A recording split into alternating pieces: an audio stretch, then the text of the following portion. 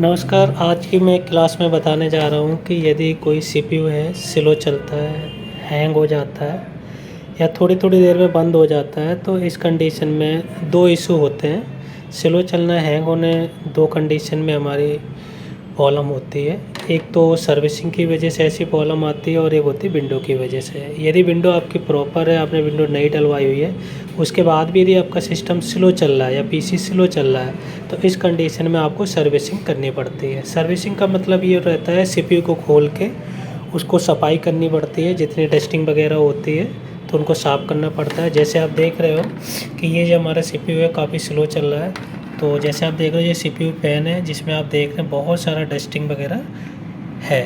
तो इसे क्लीनिंग करेंगे, इसे सफाई करेंगे, तो सफाई करने को ही सर्विसिंग कहा जाता है।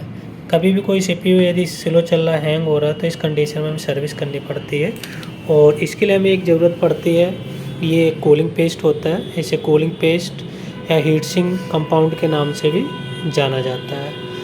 तो ये क्या होता है, जो सीपीयू होता है, जो प्रोसेसर होता है, उसके ऊपर लगाया जाता है। ये ठंडा सीपीयू को जो होता है वो ठंडा करने के काम में आता है। दूसरी चीज़ जो आपके पास होनी चाहिए होती है, इसे ब्लोअर कहते हैं। तो ब्लोअर की हेल्प से भी आप इसे डस्टिंग क्लीनिंग कर सकते हो। ब्लोअर हर किसी के पास होता नहीं है, ज़्यादातर उन्हीं लोगों के पास होता है जो सर्विस सेंटर है, दुकान है। तो हर किसी के पास नहीं रहता है। यदि आप खुद से भी सर्विसिंग करना चाहते हो तो इसकी इतनी ज़रूरत नहीं है, तो आप इसे ब्रश वगैरह से भी साफ़ कर सकते हो।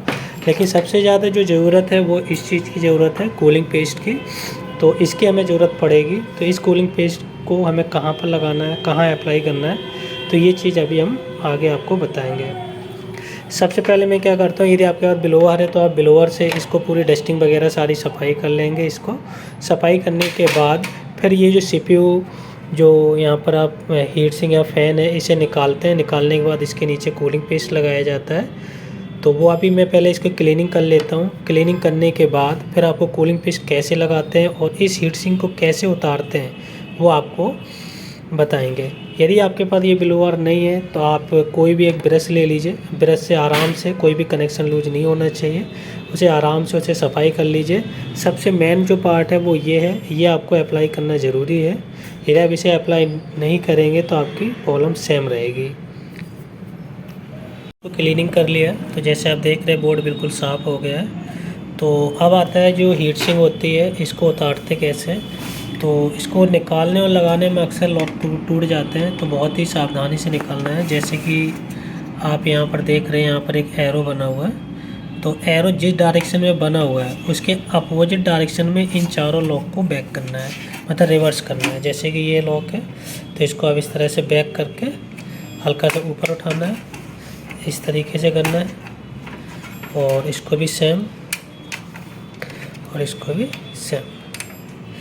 ऐसे करने के बाद और ये हीट सिंक है जो आराम से निकल आएगी। जैसे आप देख रहे हो यहाँ पर निकल आई, और आप भी अभी देख रहे हो यहाँ पर काफ़ी अभी डस्टिंग है। तो अभी हम इसको क्लीनिंग करेंगे। और ये सीपीयू है जो आप देख रहे हो, यहाँ पर जो कूलिंग पेस्ट है ये सूख गया है बिल्कुल।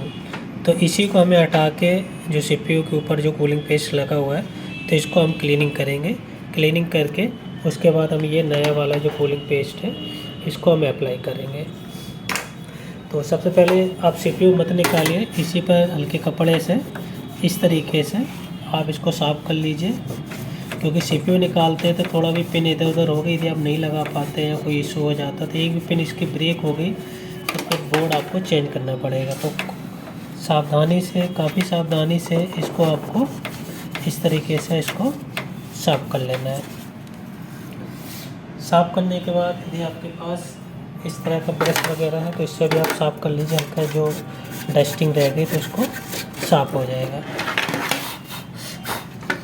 इसके बाद जो है ये हीट सिंक है, तो ये हीट सिंक दी हुई है, तो हीट सिंक को भी हमें साफ़ करना है। तो यहाँ से इसको पहले कनेक्शन निकाल लीजिए। निकालने के बाद इस हीट सिंक को हमें साफ़ करना है। जो यहाँ पर जो आप देख रहे हो काफ़ी डस्टिंग है, तो ये कूलिंग पेस्ट वगैरह जो पिछला वाला लगा हुआ है ये सूख जाता है। इसकी वजह से ऐसी प्रॉब्लम हमारी, स्लो चलना, हैंग होना, ये सारी प्रॉब्लम होती है हमारी।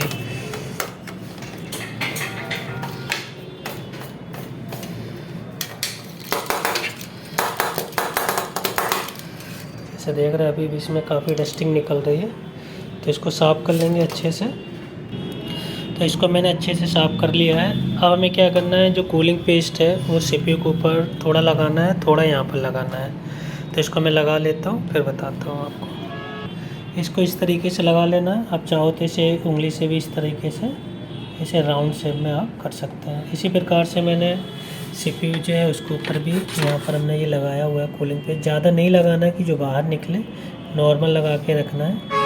तो इस तरीके से भी इसको लगाना है। तो कूलिंग पेस्ट लगाने के बाद अब हमें क्या करना है, हीट सिंक को वापस दोबारा लगाना है। तो इस हीट सिंक में जैसे आप एरो देख रहे हैं, जब आप बाहर निकाल लेंगे तो एरो के रिवर्स में इन चारों को बैक कर लेना है। इस तरीके से आपको जो बॉटम साइड है वो इस तरीके की चारों तरफ आपकी हो जाएंगी। जो ब्लैक आपका लॉक है वो अंदर रहेगा। इसके बाद इसको इसमें बैठा देना है। बैठाने के लिए अभी डायरेक्ट ऊपर से प्रेस नहीं करना है। तो सबसे पहले इसको प्रॉपर सेट कर लेना है इस तरीके से। इसको भी इस तरीके से, और ये जो है हमारा इस तरह वाला, इस तरीके से चारों तरफ। अभी ऊपर से प्रेस नहीं करना है, हाई पहले नीचे। अब जब चारों तरफ आप ऐसे नीचे से कर देंगे तो आपको अपोजिट डायरेक्शन में इन दोनों को दबाना है इस तरीके से। तो इस तरीके से आपको प्रेस करना है। तो एक आवाज़ आएगी, तो जैसे आप आवाज़ आएगी तो समझे आपका लॉक हो चुका है आपका।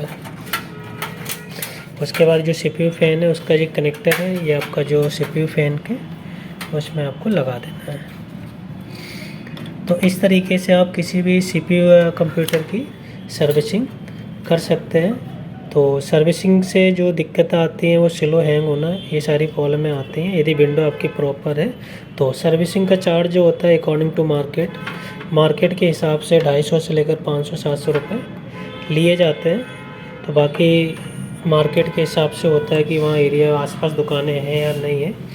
तो इस तरीके से आप किसी भी CPU या कंप्यूटर की आप सर्विसिंग कर सकते हैं।